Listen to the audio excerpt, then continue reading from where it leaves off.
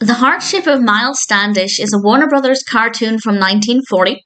This is directed by Friz Freleng and written by Jack Miller, with a voice cast including Sara Berner, Mel Blanc, Robert C. Bruce, and Arthur Q. Bryan. And I think I enjoyed this.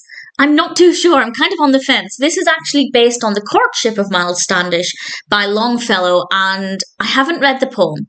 So I don't know how it compares. If anybody has any thoughts on that, please feel free to let me know. I might read the poem at some point. It's quite a lengthy poem, so I was going to read it before this if it wasn't quite so long, but maybe at some point I will. But the point there is that I can't really comment on what it's like compared to the poem or if it's a worthy adaptation, but certainly watching it with no prior knowledge of the story, I thought it was okay.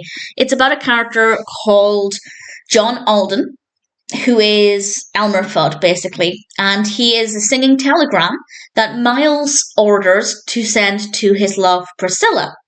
And Alden goes there and sings this song, and it's an absolute delight. And then the next thing we know, Native Americans are attacking Priscilla's house, and John Alden has to try and protect her and fend them off. And obviously, this is Warner Brothers, 1940s, so the characters of the Native Americans are not exactly done very favourably, to say the least. It's probably not the worst depiction of Native Americans I've seen from this time, but there are some stereotyping, and it's obviously not brilliant.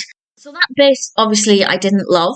But I did like the interaction between Alden and Priscilla. I thought that was quite interesting, and Priscilla as a character was relatively fascinating. That being said, she's not the most well-rounded, well-written character, but I still enjoyed watching the character, and she's voiced by Sara Berner, of course, and John Alden, our Elmer Fudd character, I did like as well.